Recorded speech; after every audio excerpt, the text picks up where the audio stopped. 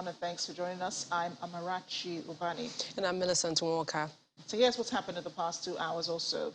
EU leaders are holding a second day of summit in Versailles, France, where they're agreeing to fund military support for Ukraine. The EU has already approved 500 million euros of military aid via the European Peace Facility. Cash, most of it expected to go into lethal assistance to Ukraine via willing member states.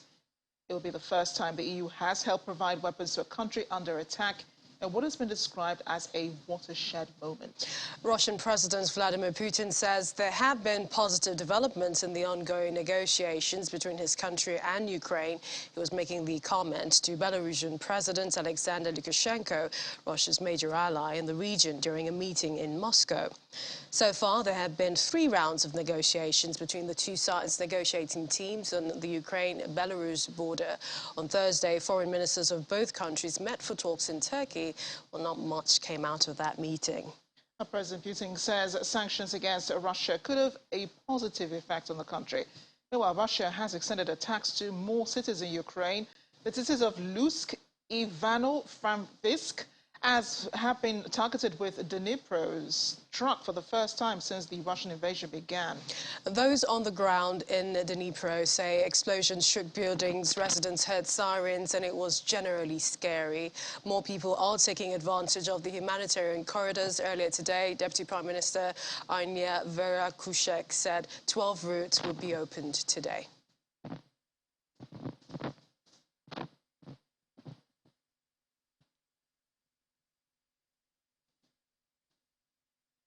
And the humanitarian crisis stemming from the war in Ukraine continues to grab headlines. The UN High Commissioner for Refugees, Filippo Grandi, says the number of refugees has reached 2.5 million. At least 116,000 are third country nationals. Another 2 million people have been displaced inside Ukraine. Here's more on developments on day 16. Tired but eager to get out of the cold, refugees from Ukraine make their way with very few belongings past the Romanian border. They're mostly women and children, bundled in as much warm clothing as they have. Many here have waited several hours before crossing the border into Romania. It's humanitarian disaster with the crossing. People were waiting for up to 16 hours in cold with their children. Now it has improved a lot. I asked quite a few people this morning. It's 20 minutes, 30 minutes, up to an hour waiting time to cross. So it's not as terrible. The situation is very bad. There are no light, no water, and there are some problems with gas. And the city is under attack all day long. Like at daytime and in the nighttime, it is very dangerous to civilian people. So it is awful. Actually, it is impossible to live there right now.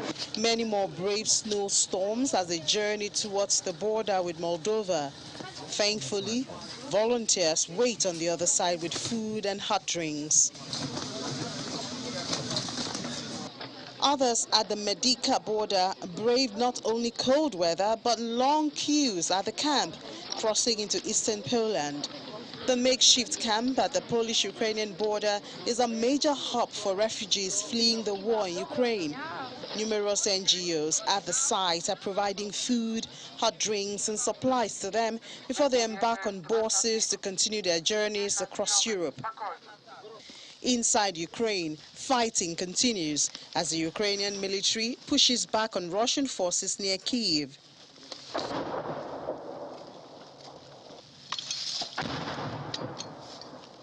A video released by a crew of journalists accompanying Ukrainian soldiers shows troops advancing towards an unidentified location and coordinating the operation while under heavy gunfire.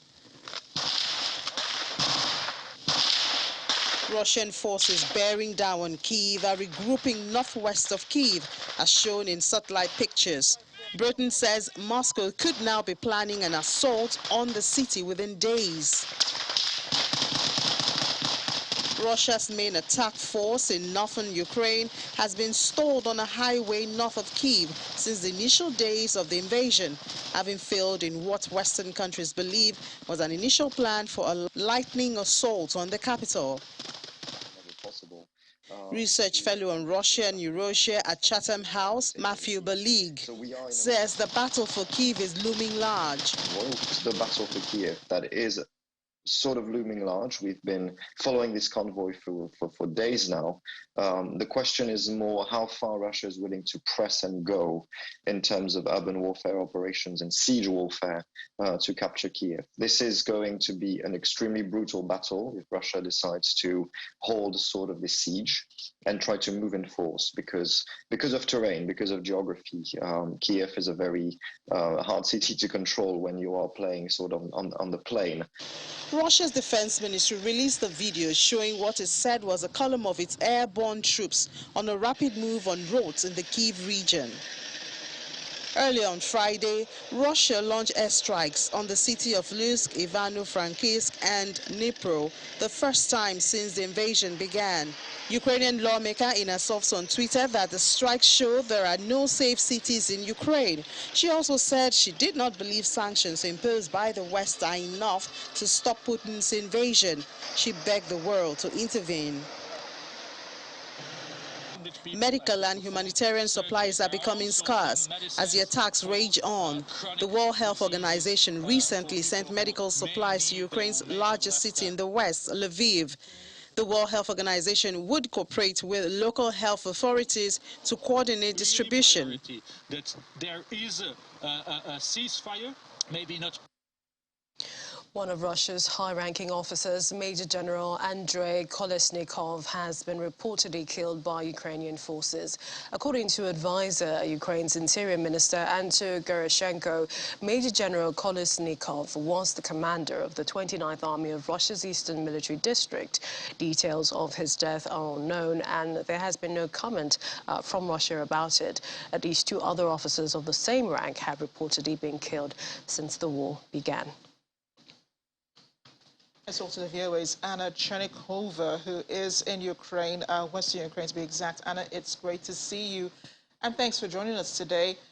You have been reporting from IvanoFranki over the past few days, and we're learning that that city, as well as Lutsk and Dnipro, have been hit for the first time since the invasion began. Can you give us a sense of what has happened in the last 12 hours? Yeah, hello. Well, I'm in the Ivano-Frankivsk region, so I'm quite far away from where all this happened. Even this is the region. I cannot say that there is any panic here. People consider this attacks like a revenge because Russian forces haven't moved forward and haven't succeeded in the past days. In the other directions next to Kyiv and in the north and in the east. So people and government consider it as as a certain revenge. Here we don't really feel, there is not a feeling of Russian forces proceeding to the west. Yes, everyone should be very careful. Sirens are happening in every city now, and it has been for the past week, I should say. So it's always air sirens everywhere. So there is really no panic, and people do not see it as a real attack which would proceed. Unfortunately, in Lutsk, there are 4 people killed and 6 people injured. In Ivano-Frankivsk, so in both cities, Russian forces they shelled the airports. So in Ivano-Frankivsk, no one injured, and in Dnipro, the rockets reached the kindergarten and area, the civil area with civil neighborhood, but also no injuries reported yet, as far as I know for the moment. All right, Anna, what about the Russian forces' advancement on Kyiv? The British government says the capital is likely to fall in the coming days. Are you also getting such reports? To be honest, people are very positive in Kyiv and Ukrainian army and civil defense. Everyone knows that Russian forces are coming and they are preparing the attack. And the attack is expected in the next couple of days, either tonight or tomorrow or day after tomorrow, but very soon. And people seem to be ready. Armies seem to be ready. Kyiv is very much prepared and very much protected for the moment. Of course, we don't know how things will go, but if Kyiv battle is happening, it will be very huge. VOA's Anna Chernikova, thank you so much for joining us, and please do stay safe, Anna. Thank you. Thanks, Anna. And let's talk some more now about President Vladimir Zelensky's strategy in this war. We have joining us a former Nigerian ambassador to Moscow, Ambassador Olusegun Akinsoya. He is in Lagos here. Ambassador, thank you for joining us on the program. Well, thank you very much, Amarachi. But let me correct that I served in Moscow in the 90s. I wasn't the ambassador. I was number 2 in the mission. Great, but it does, buttress the point that you have a knowledge of the area. Is Russia's invasion of Ukraine consistent then with Russia's foreign policy in the Baltic? Well, let me say that when I was in Moscow, it was after the perestroika, and I know that Ukraine has been an integral part of the Soviet Union of Russia, and you are all aware of the Cold War that preceded the perestroika.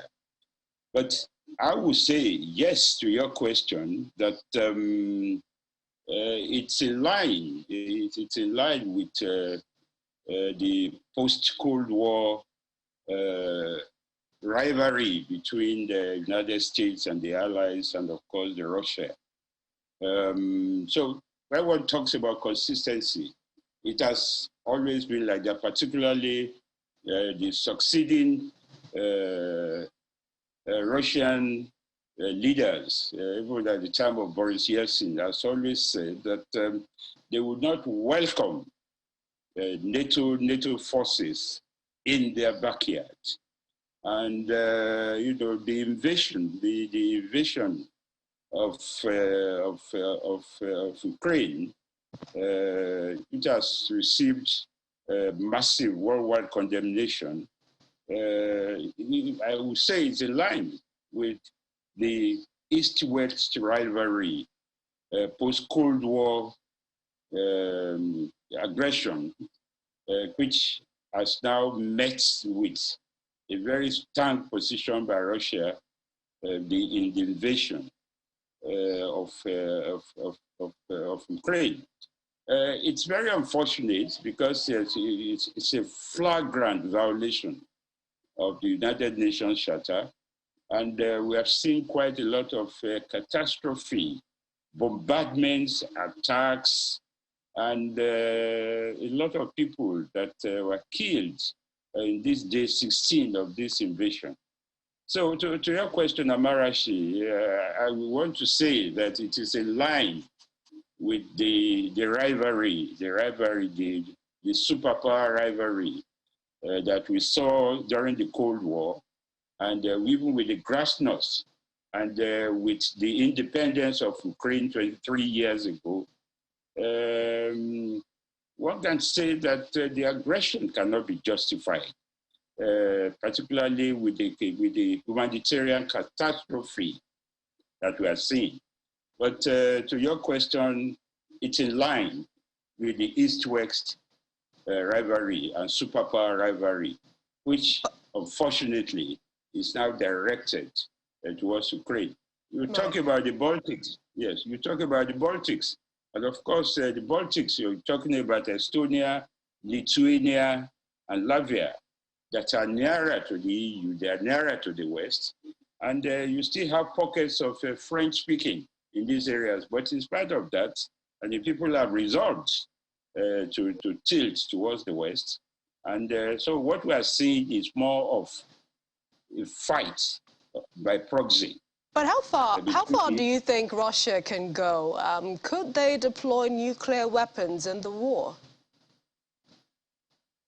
Well, you know, what we are seeing, the ceasefire is not abating. There's massive bombardments.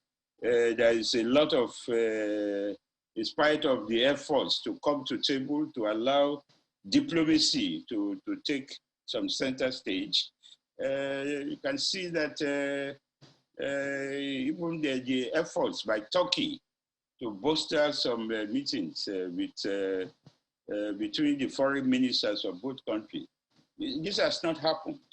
And it's very unfortunate, really, because what has been a regional war is now turning global with a lot of implications for all countries. Right, and that's the fear, isn't it? That this could turn out, as some analysts have said, we're right in the middle of the Third World War without even knowing it. Speaking of military weapons and the possibility of nuclear weapons being used, usually in a conflict situation, you eventually have military fatigue, especially when it extends over a period of time. But do you think that that's possible in this war, or could it become much bigger? You know, with more countries eventually putting boots on the ground as requested by the Ukrainian president? Well, you know, all these are all possible. I mean, Russia is a nuclear weapon state, and a member of the disarmament council, a committee in Geneva. There's always been fears of nuclear war because there are 5 nuclear weapon states, which includes United States and some of the allies. Yes, Ukraine has a lot of installations, but the fear has always been that chemical weapons is now being used by Russia. This has been denied, but the possibility of pressing the nuclear button is there. It's a reality. It has been done before, and we pray that it doesn't happen, because you know, when 2 elephants are fighting, it's the grass that suffers, and in this case, it's Ukraine. Unfortunately, this has been ongoing, and we just hope that it will not transform or gravitate to a nuclear war, which is really going to be devastating, not only for Ukraine, but also for other countries, including Africa. We just hope the pictures of Nagasaki and Hiroshima are still very fresh in the memories of many people, and we don't want that to happen. Also, I was going to say that, sorry to interrupt you, just because we have a few seconds before we wrap this segment up, but also the role the United Nations has played so far is another reality. There have been resolutions, various UN agencies are on ground in Ukraine providing humanitarian support, but, you know, has the institution become too weak to implore Russia to stop this war? Well, the United Nations remains the international intergovernmental forum to foster international peace and security. There have been Security Council resolutions. Countries like India and China abstained. There have been also a General Assembly resolution, which many countries voted yes against the Russian aggression, Russian invasion. And the UN, I mean, one would not want to visualize if the United Nations does not exist. It exists and it provides opportunities to be discussing these issues in its entirety, to have resolutions, to continue to impress that it's a flagrant violation of the UN Charter, what Russia has done. And I would not say that the United Nations is very weak, but you know, we're dealing with a nuclear weapon state, a member of the Permanent Five, a permanent member of the Security Council. So these are some of the issues, but diplomacy continues in spite of all the of this aggression and the humanitarian catastrophe that we are seeing. Ambassador Olusegun Akinsoya, it's been a pleasure speaking with you. Thank you for your analysis on the issues. Thank you very much. Thank you for having me. A Soviet-era scouting drone flying across Hungary from Ukraine has crashed near the Croatian capital of Zagreb, leaving a big hole in the ground. The Croatian government, which made the announcement, said there were no deaths or injuries, but an explosion was heard near Lake Jaran in Zagreb around 11 in the evening of Thursday. According to Croatian media, 2 parachutes were found and several vehicles had been damaged. The drone flying at 1,300 meters came from Hungary and crashed 7 minutes after entering Croatia's airspace. The government said both Hungary and Croatia are NATO members. Croatian President Zoran Milanovic said that according to preliminary information, the drone originally came from Ukraine and crashed once it had run out of fuel.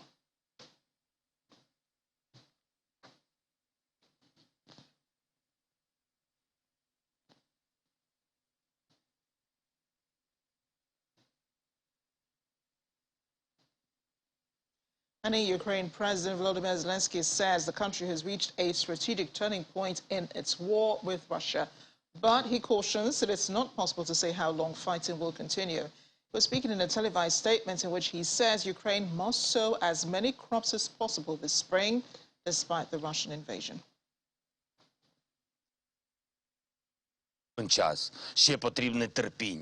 But officials and farmers expect a decline in the 2022 harvest and exports due to the war.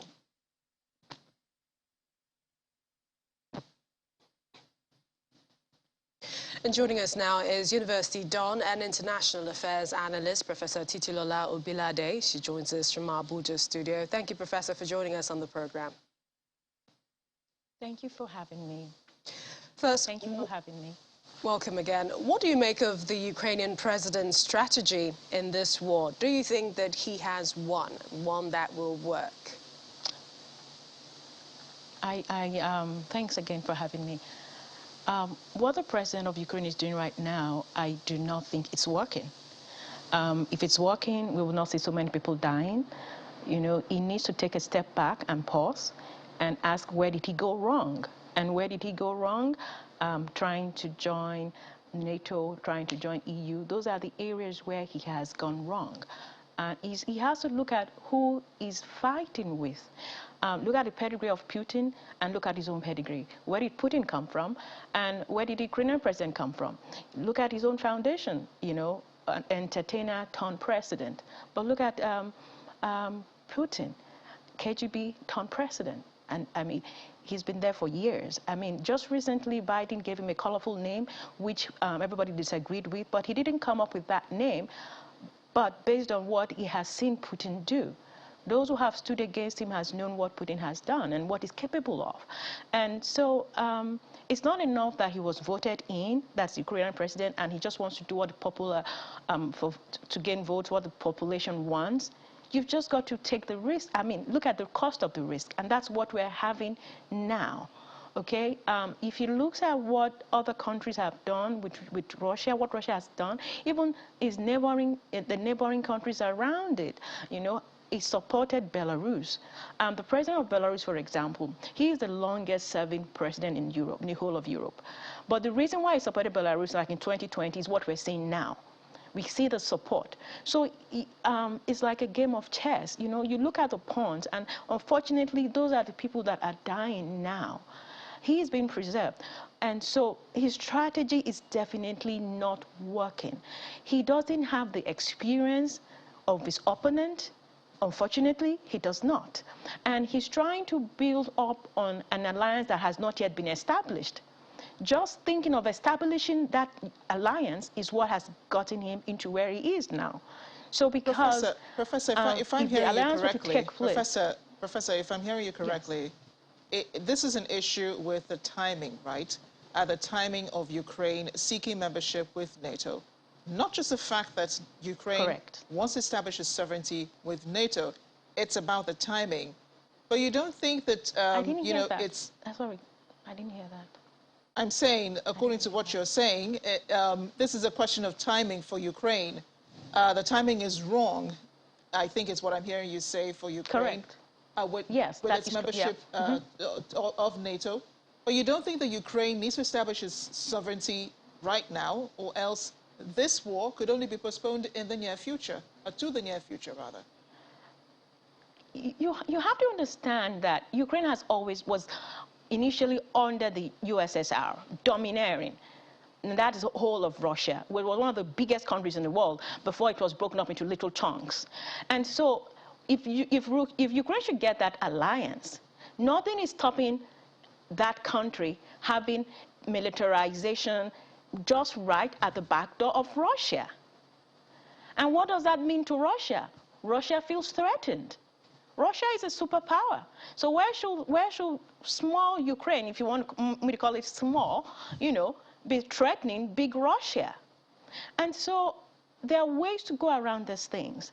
This is the wrong timing. It can still have its sovereignty. It's just like you're looking at Taiwan and China. You know, when Taiwan began to flex its muscles, we saw what happened.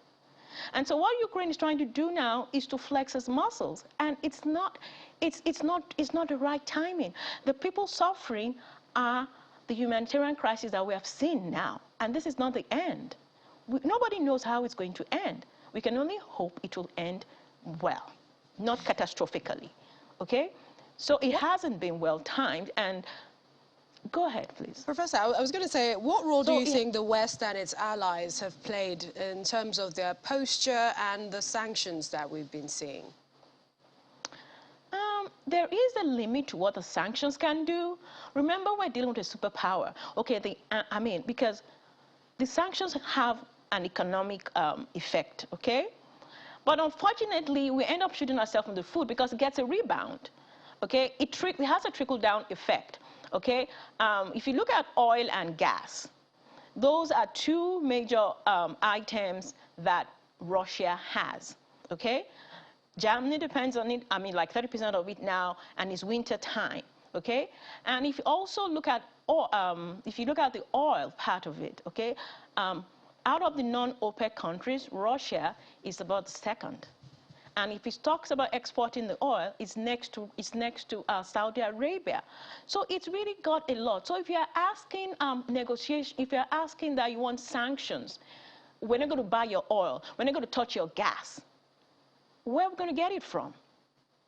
We're going to make ourselves to suffer for it, and then the price will skyrocket. Even if we just back home right here in Nigeria, things that we're having, you know, before the crisis came up. Now, the price of oil, the price of diesel, it has gone up. And the crisis is still going on. So yes, the sanctions has its place, but it is not going to limit what Russia is capable of doing. It's just going to make it more determined. They need to come to table. They need to negotiate. They need to concede that, okay, we can't have this, let's have this. They need to come to a point of dialogue, okay? Because these sanctions, they're going on ahead. Even if they're sanctioning some of the oligarchs in Russia, it's not making him to stop. We've seen the human toll that is going on, but let us look at it this way. The arms, maybe very soon, will they go down on arms? No. So, but will they go down on human resources? Maybe. And then maybe there'll be some mandatory recruitment into the army. But at the end of the day, the economic sanctions there are biting hard, but it's also having a trickle-down effect on every one of us on the global economic stage. Well, Russia did say that, you know, they already have alternatives to many of the things that are being sanctioned from the West. And I'm glad you raised the issue of sanctions because, well, the West says not much of an impact it's been having on that side. But talking about negotiations, which you mentioned very briefly, there have been 3 of them already between representatives of the Russian government and the Ukrainian government in Belarus. There's also been the meeting of the foreign ministers yesterday in Turkey. Now that Russia's upping the ante on the bombardments, should that also impact on the negotiations? It will, because Russia does, when we say Russia, we're talking of Putin. And like I said when I started, we have to look at the pedigree of Putin, where he's coming from.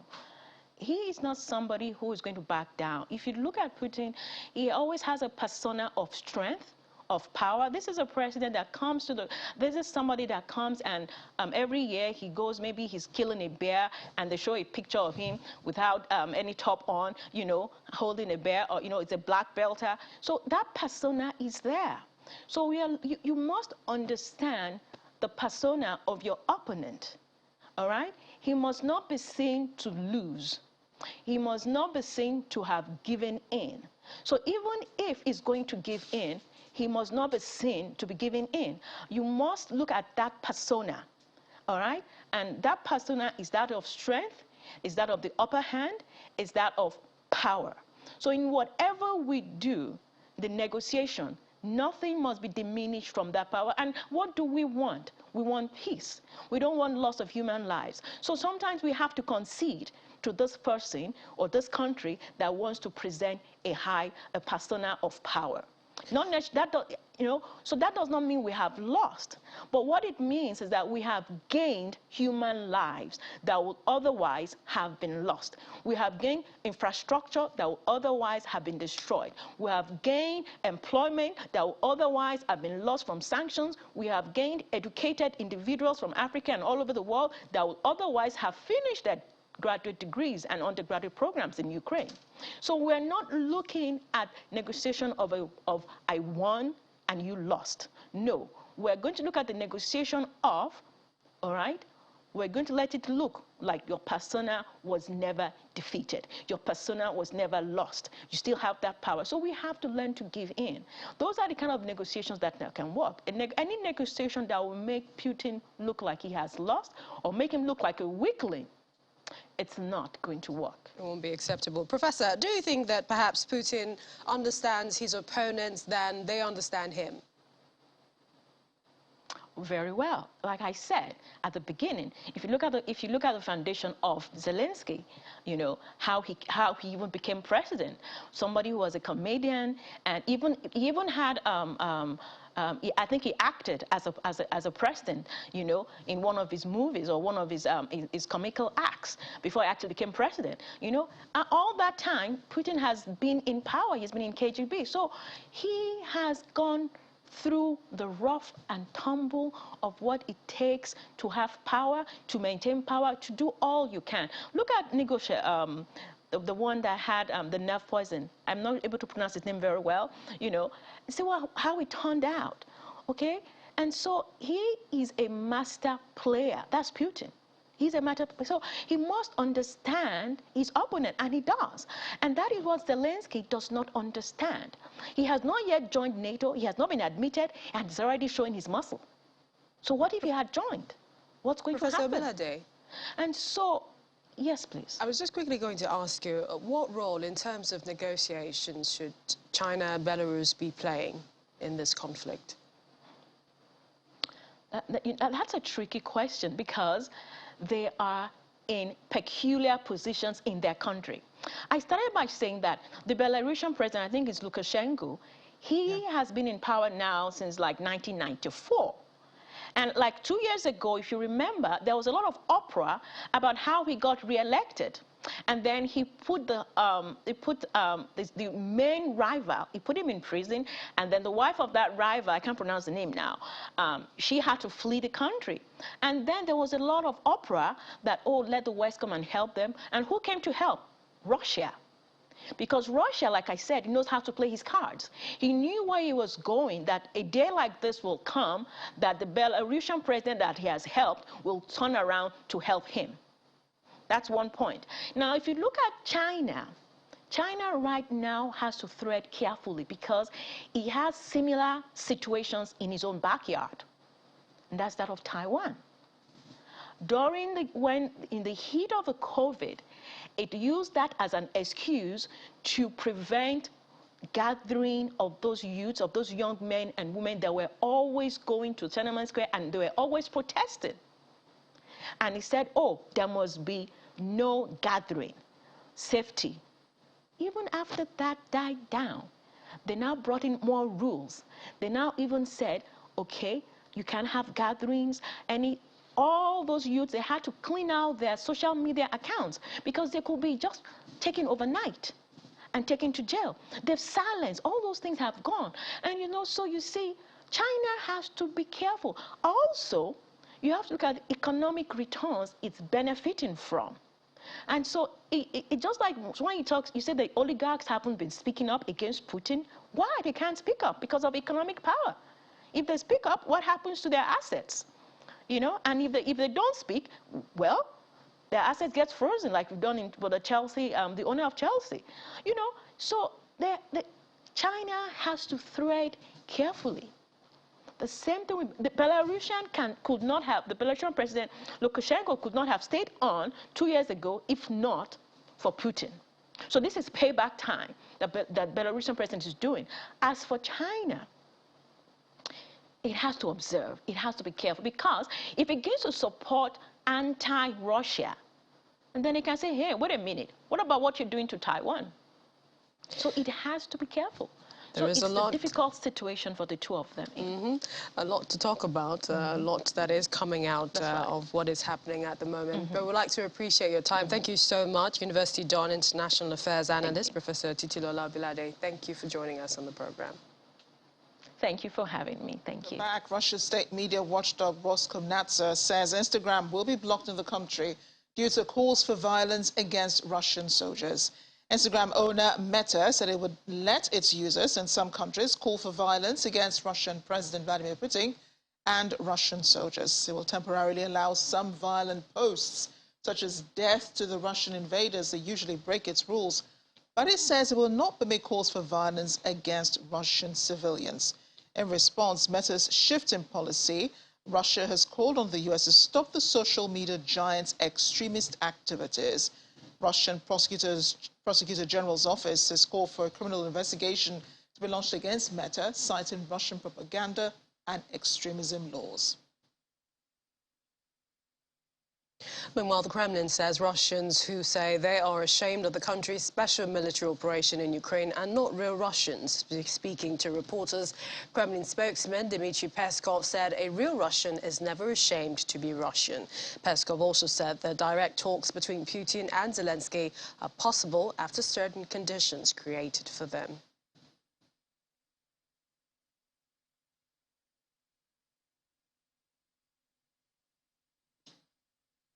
U.S. Vice President Kamala Harris arrived in Romania to discuss a growing refugee crisis in the region. Harris met Romanian President Klaus Iohannis in Bucharest, her second stop on a three-day trip through Eastern Europe. Much earlier, she met with American and Polish troops in Warsaw, Poland, where she reiterated a pledge to defend every inch of NATO territory amid what she described as Russian aggression and Putin's war in Ukraine. She also says it's painful to witness what is happening in Ukraine, and Russian President Vladimir Putin has not engaged seriously in diplomacy. It is painful to watch. It is painful to watch what is happening to innocent people in Ukraine who just want to live in their own country and have pride in themselves as Ukrainians, who want to be home speaking the language they know, going to the church that they know, raising their children in the community where their families have lived for generations. and by the millions now, are having to flee with nothing but a backpack. We have the unfortunate experience, all of us right now who are not in Ukraine, of witnessing horror.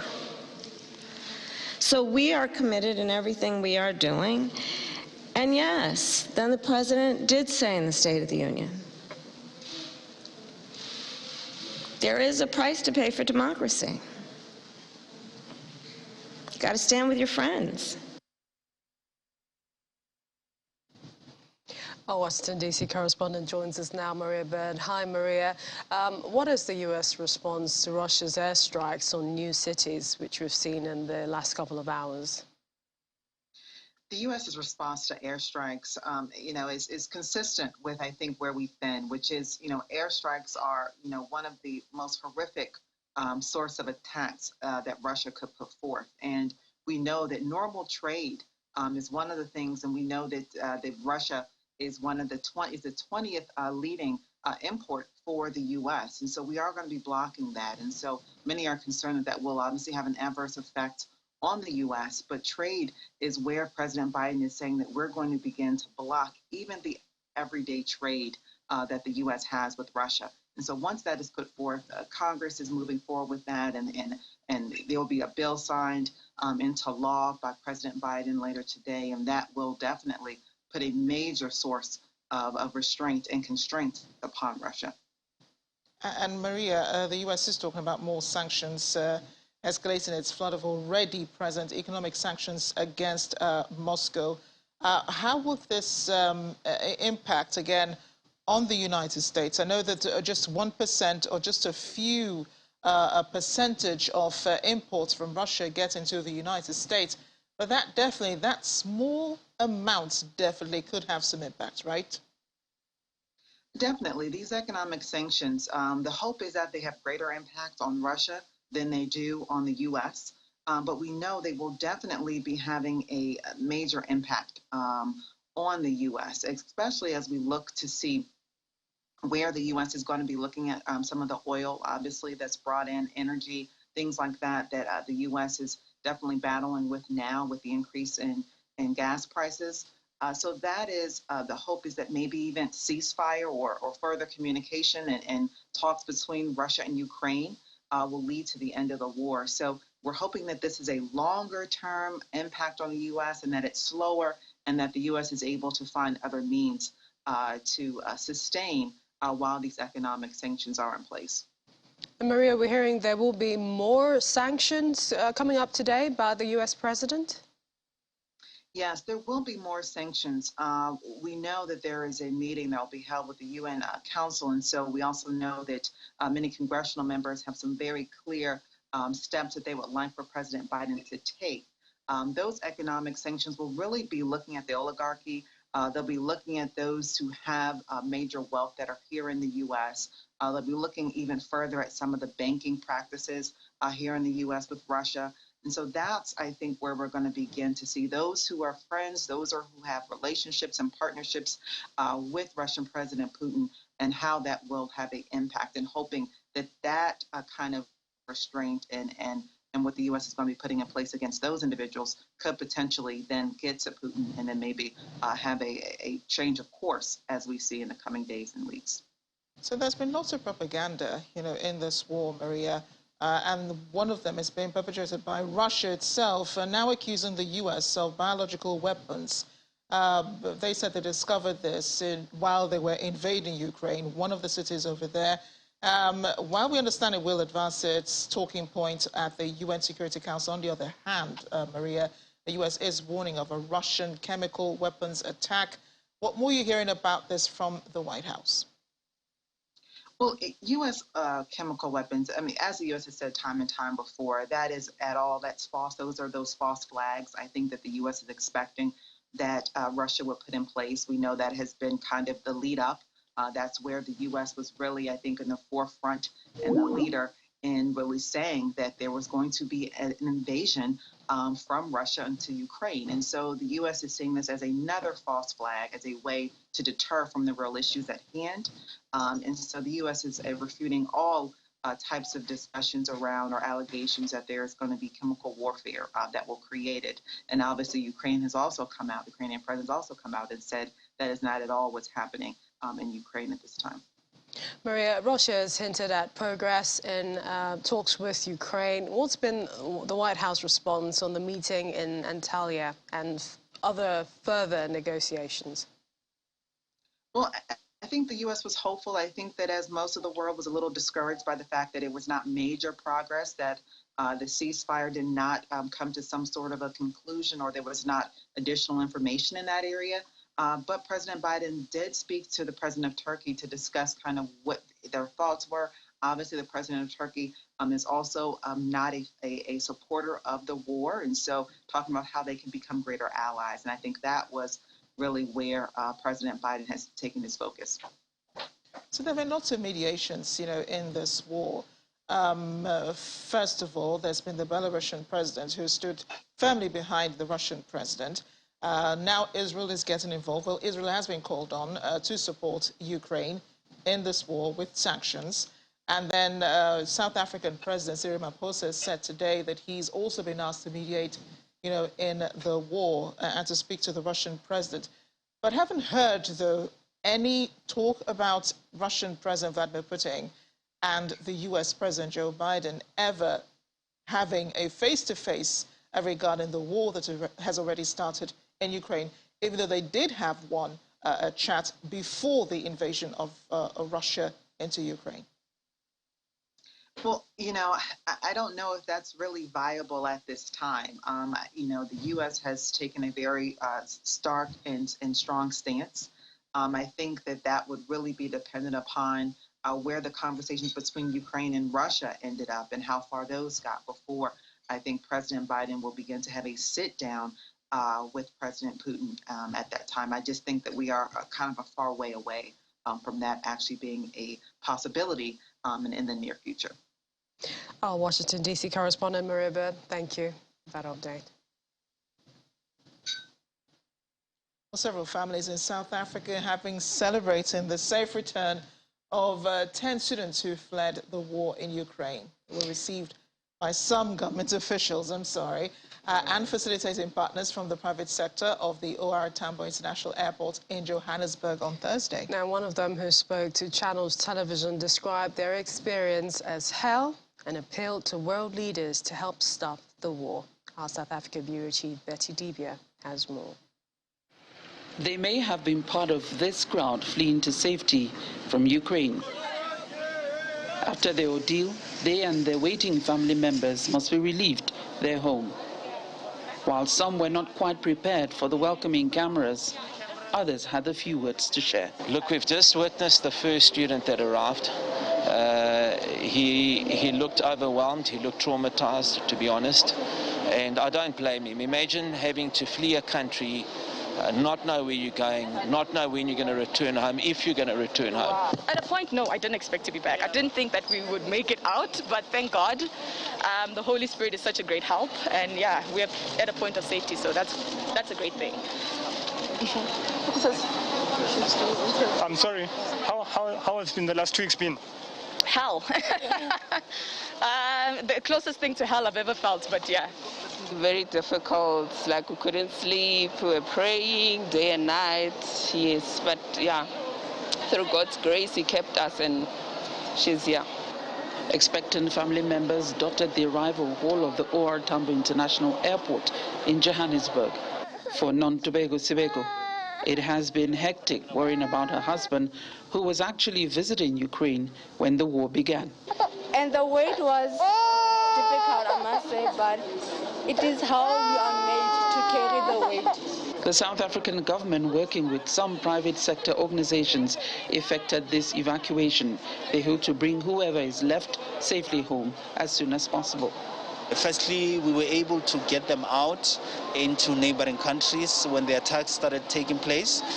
Our ambassador on the ground in Ukraine is Ambassador Andrei Grunewald. He worked very closely and coordinated with the support of other volunteers, to move our people into the neighboring countries. And then once they were in the neighboring countries, it became very clear to us that some of them don't have the means to return home. Their families couldn't afford to bring them back. So government had to step in, and then we coordinated and got the support of the private sector to then finance the project. And this is why we were able to buy tickets and bring them home. The story has ended well for this batch of returnees, and it hopefully will for the next batch, expected at the weekend. Trauma counseling is expected, and the next priorities for the students among them may now be how to continue with their education as soon as possible.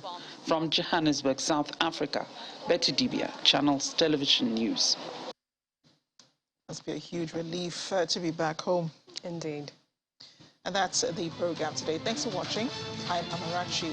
I'm Millicent Walker. Have a good evening.